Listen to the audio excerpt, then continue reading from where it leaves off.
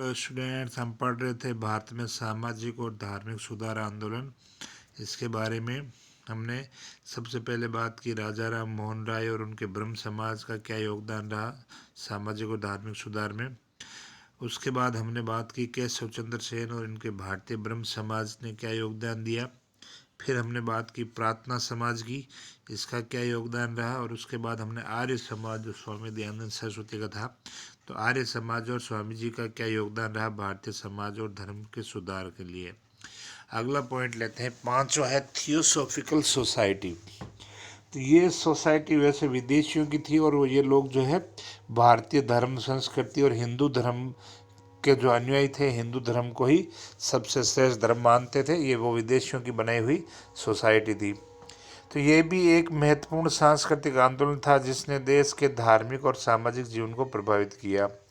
Theosophy शब्द का अर्थ होता है ईश्वर का ज्ञान।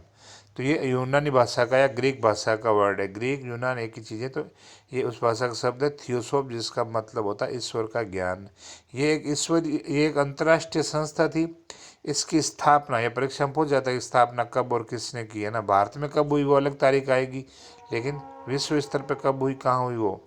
तो इसकी स्थापना 7 सितंबर 1876 ईस्वी में 1876 को जो न्यूयॉर्क में हुई, अमेरिका के न्यूयॉर्क में हुई।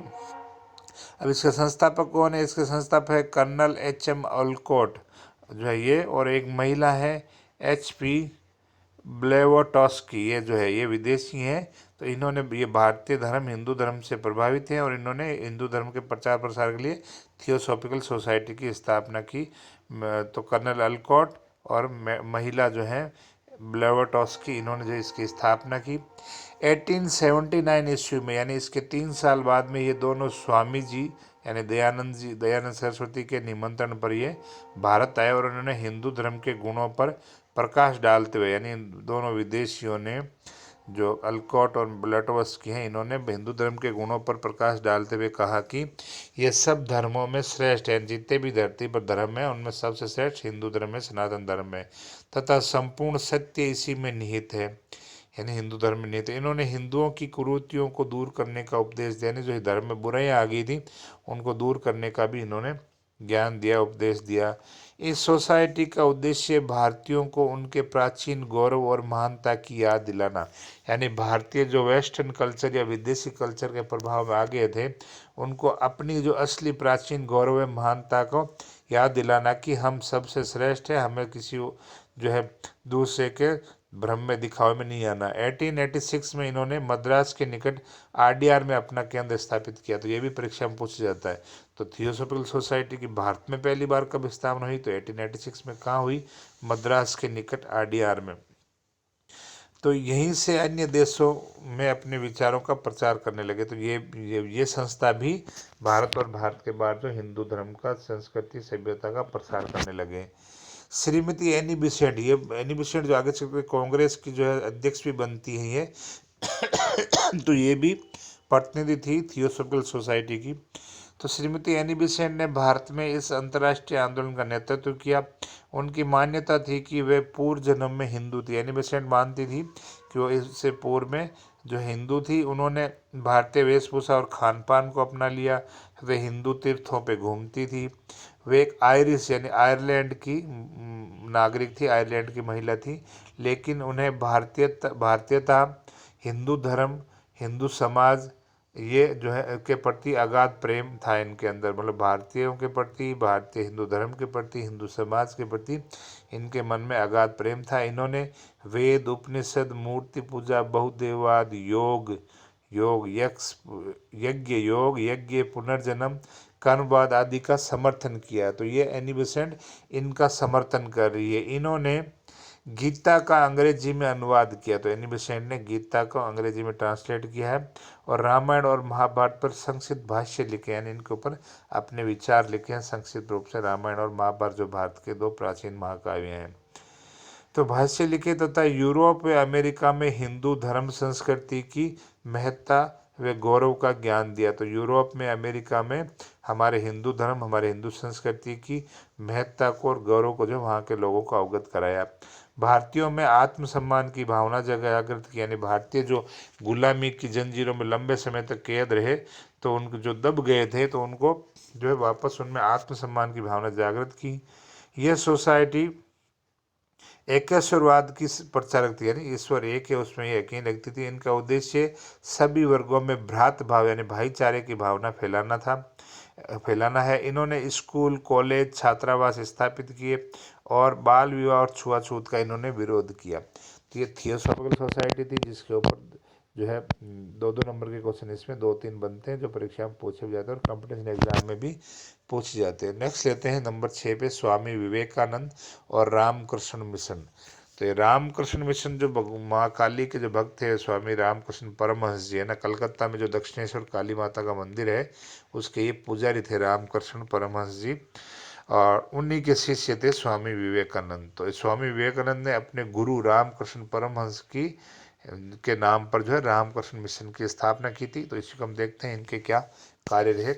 तो रामकृष्ण परमहंस, इनका जीवन काल यानी जन्म था 1836 का और स्वर्गवास हुआ 1886 1886 को। तो रामकृष्ण परमहंस ने भारतीयों के समक्ष धर्म के सच्चे स्वरूप को प्रदर्शित किया, हिंदू धर्म के सच्चे स्वरूप को प्रदर्शित किया। ये कलकत्ता के दक्षिणेश्वर काली मंदिर के पुजारी थे। जो कलकत्ता के दक्षिणेश्वर काली माता का मंदिर है, बहुत ही फेमस मंदिर है काली माता का, तो ये उसके पुजारी थे तथा उच्च कोटि के संत थे, है ना। अनेक शिक्षित नवयुवक उनकी तरफ जो है आकर्षित हुए, यानी रामकृष्ण परमहंस की तरफ शिक्षित युवा इनकी तरफ आकर्षित हुए। इन्होंने किसी संप्रदाय व आश्रम की स्थापना नहीं की। रामकृष्ण परमहंस ने कोई संप्रदाय या आश्रम नहीं बनाया। विवेकानंद ने रामकृष्ण मिशन बाद में बनाया था, उनके शिष्य ने। इन्होंने निराकार और साकार स्वरूप दोनों को माना, यानी भगवान का निराकार रूप को भी माना है, यानी जिसको हम बोलते हैं निर्गुण और सगुण, है ना। जैसे मूर्ति है तो वो सगुण है, यानी कि आप साक्षात मान रहे हो कि मेरे भगवान ऐसे हैं, ऐसे दिखते हैं, इनका रंग ऐसा है, इनका रूप ऐसा है ना, वो तो वो सगुण बोलो या साकार रूप बोलो। निराकार या निर्गुण, जैसे कि मेरा भगवान निराकार है, उसका कोई अनंत आकार है, उसका कोई निश्चित रूप रंग नहीं है, वो निराकार वाला, जिसको हम हिंदी लिटरेचर की भाषा में हम सगुण और निर्गुण बोलते हैं। निराकार या निर्गुण, सगुण यानी साकार। तो इन दोनों रूपों को ही जो है परमहंस जी ने माना है। वे मूर्ति पूजा के पक्षधर है। अब काली माता की पूजा करते थे कलकत्ता के काली मंदिर में, तो मूर्ति पूजा के पक्षधर तो शुरू से ही थे। इनका मानना था कि भगवान के प्रतिरूप है, मूर्ति है लेकिन भगवान का, ईश्वर का प्रतिरूप है, इन्हें भगवान मान के पूजना चाहिए। उनके अनुसार वेद, उपनिषद, पुराण, रामायण, महाभारत सभी जो ग्रंथ हैं ये पवित्र ग्रंथ हैं। इन्होंने आध्यात्मवाद के तहत अपने सरल उपदेशों और अपने जीवंत उदाहरण से धर्म के जटिल ज्ञान को आम जनता तक पहुंचाया। तो इन्होंने जो है धर्म के जो उपदेश दिए, जो उदाहरण द्वारा अपने जीवंत उदाहरण द्वारा, अपने जीवन में होने वाली घटनाओं द्वारा जो है जटिल ज्ञान को आम जनता तक जो है पहुंचाने का काम किया। रामकृष्ण हिंदू धर्म के आध्यात्मवाद के जीवित स्वरूप थे। तो रामकृष्ण परमहंस जी जो है हिंदू धर्म का जो आध्यात्मिकवाद है उसके जीवित स्वरूप थे। उन्होंने सभी धर्मों की एकता में विश्वास किया तथा मानव मात्र की सेवा तथा भलाई में जो है धर्म बताया, यानी मानव मात्र की सेवा करो, भलाई करो, यही जो है सबसे बड़ा धर्म है। अब बात करते हैं स्वामी विवेकानंद की, जो इन्हीं के शिष्य हैं। स्वामी विवेकानंद रामकृष्ण परमहंस जी के सबसे महान शिष्य थे। इनका जन्म 12 जनवरी 1863 को, देखो 12 जनवरी अभी गई थी 12 जनवरी, तो 12 जनवरी को विवेकानंद के नाम पर ही युवा दिवस के रूप में मनाया जाता है भारत में ना। तो ये 12 जनवरी 1863 को कलकत्ता के एक दत्त परिवार में जो इनका जन्म हुआ। इनका स्वामी विवेकानंद बचपन का नाम नहीं है, जन्म का नाम नहीं है। दत्त परिवार में इनका मूल नाम नरेंद्र दत्त था। 1881 ईस्वी में रामकृष्ण जी से मिले, परमहंस जी से मिले और नरेंद्र के जीवन की दिशा ही बदल गई और युवक नरेंद्र ने इन्हें अपना आध्यात्मिक गुरु मान लिया। तो जो विवेकानंद जी हैं नरेंद्र, इन्होंने जो है रामकृष्ण परमहंस जी को अपना आध्यात्मिक गुरु मान लिया। रामकृष्ण ने नरेंद्र को मानव मात्र और ईश्वर के दर्शन की प्रेरणा दी, यानी मानव मात्र की सेवा करो, ईश्वर की सेवा करो, इसकी प्रेरणा दी और बताया कि मनुष्य ईश्वर का ही रूप है और उसकी सेवा सर्वोच्च धार्मिक साधना है। तो परमहंस जी ने विवेकानंद को बताया कि जो है मानव सेवा ही सर्वश्रेष्ठ है। नरेंद्र ने अपना समस्त जीवन जो इसी साधना में लगा दिया। संन्यास ग्रहण करने के बाद स्वामी विवेकानंद भारत भ्रमण किया, भारत का भ्रमण किया। अपने देश का भ्रमण करने का उद्देश्य नहीं, हमारे देश में कहाँ पर क्या समस्याएं हैं, क्या लोगों का जीवन है, तीर्थ स्थलों की यात्राएं करना, सभी चीज़ें शामिल हो जाती हैं। और 1893 में अमेरिका के शिकागो शहर में, ये परीक्षा में कई बार आता है कंपटीशन एग्जाम में वगैरह में, कि शिकागो सम्मेलन में विवेकानंद ने कब, मतलब किस सन में भाग लिया, या किस संत ने भाग लिया, किस समाज सुधारक ने भाग लिया। तो 1893 में लिया अमेरिका के शिकागो शहर में सर्वधर्म सम्मेलन, जो सभी धर्मों का सम्मेलन यहाँ बुलाया गया था, उसमें भाग लिया, जहाँ उन्होंने हिंदुत्व के पक्ष में इतना ऊंचा प्रचार किया, मतलब बहुत ही अच्छे ढंग से हिंदुत्व का पक्ष रखा, जैसा पहले कभी नहीं हुआ था। वे हिंदू धर्म के प्रतिनिधि के रूप में, अब जो अपने राजस्थान में खेतड़ी है, झुंझुनू में खेतड़ी, वहाँ के राजा ने जो है इनको भेजा था हिंदू धर्म का प्रतिनिधि बना करके ना। तो सारा खर्चा राजा, खेतड़ी के राजा का ही दिया हुआ था, और खेतड़ी के राजा ने इनको नरेंद्र की जगह विवेकानंद नाम दिया था ना। तो ये अगर पूछा जाए तो खेतड़ी के महाराज, उन्हीं का ये नाम दिया है, नरेंद्र की जगह स्वामी विवेकानंद नाम दिया गया। दूसरा शिकागो सम्मेलन में भी उन्होंने भेजा था। तो हिंदू धर्म के प्रतिनिधि के रूप में वहाँ पर वे गए।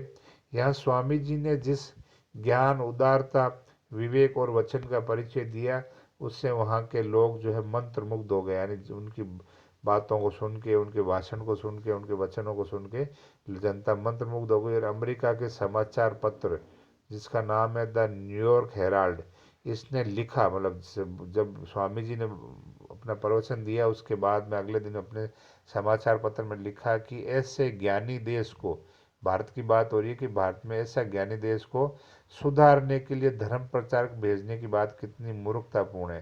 कहने का मतलब है कि विदेशी जो भारत में आ रहे हैं, जैसे ईसाई मिस्त्रियाँ आ रही है और लोग आ रहे हैं और अपने धर्म का प्रचार कर रहे हैं, और वो कह रहे हैं कि हम भारत को सुधार रहे हैं। तो ये न्यूयॉर्क हेराल्ड कह रहा है कि जो देश पहले से ही इतना अच्छा है, उसको तुम सुधारने के लिए वहाँ क्या जा रहे हो। ये तो बड़े शर्म की बात है कि इतने ज्ञानी और महान देश में तुम जाके जो है अपना काम कर रहे हो और कह रहे हो हम भारत को सुधार रहे हैं। तो ये कितनी मूर्खतापूर्ण बात है।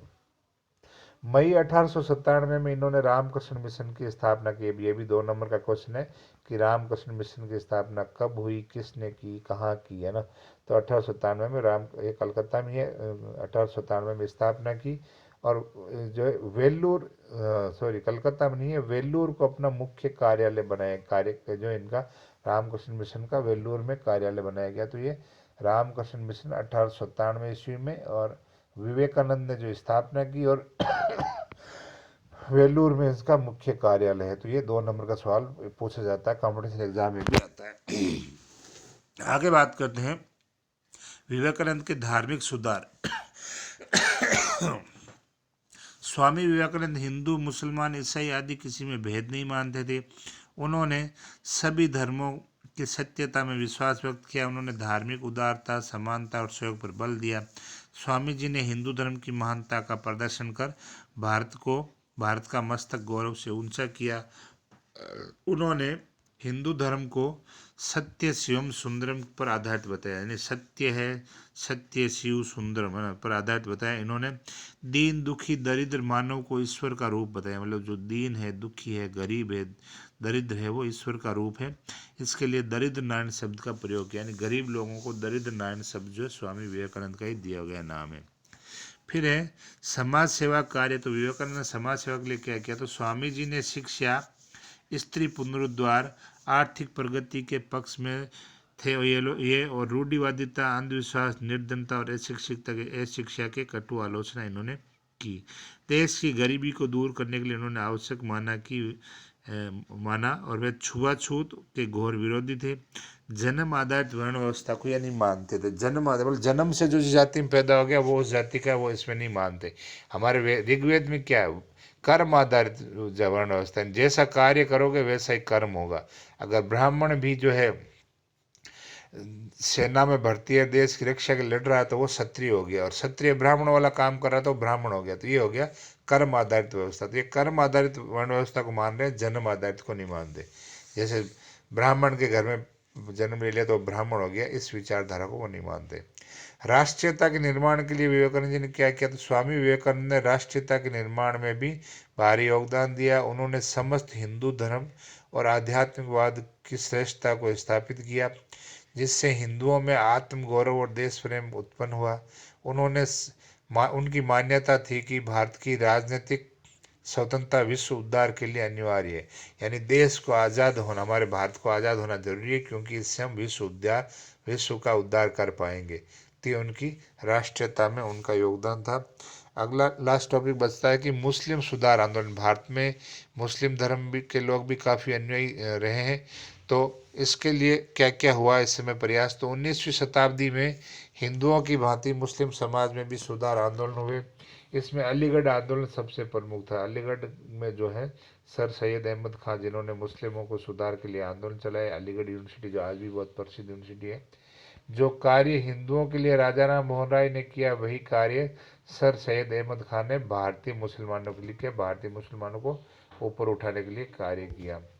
मुस्लिमों की आत्मनिर्भरता, अपनी मदद आप, और अंग्रेजी शिक्षा, ये अंग्रेजी शिक्षा के सपोर्ट थे। राजा राम मोहन राय भी अंग्रेजी शिक्षा के सपोर्ट थे, सर सैयद अहमद खान भी। तो अंग्रेजी शिक्षा के आधुनिकीकरण की ओर जो है ले जाने का श्रेय सैयद अहमद खान को, यानी भारतीय मुसलमानों को की इस रास्ते पर ले जाने का काम सर सैयद अहमद खान ने किया। और अलीगढ़ आंदोलन उसका केंद्र बिंदु रहा। अलीगढ़ यूनिवर्सिटी जहाँ पर शिक्षा और ये मुसलमानों के विकास के लिए जो काम हुआ, उसी को अलीगढ़ आंदोलन बोलते हैं। उन्होंने कुरान की नई व्याख्या की और बताया कि समस्त सृष्टि का निर्माता ईश्वर है और वही कुरान का रचयिता है। तो ये इन्होंने सर सैयद अहमद खान ने, ये भी 2 नंबर का सवाल पूछा था, अलीगढ़ आंदोलन के प्रवर्तक कौन थे, अलीगढ़ यूनिवर्सिटी की स्थापना किसने की, तो सर सैयद अहमद खान ने। या आधुनिक भारत में मुस्लिमों को विकास में सबसे ज़्यादा योगदान किसने दिया, तो सर सैयद अहमद खान है। तो ये था समाज, धार्मिक और समाज सुधार आंदोलन टॉपिक। नेक्स्ट टॉपिक हम अगली क्लास में लेंगे।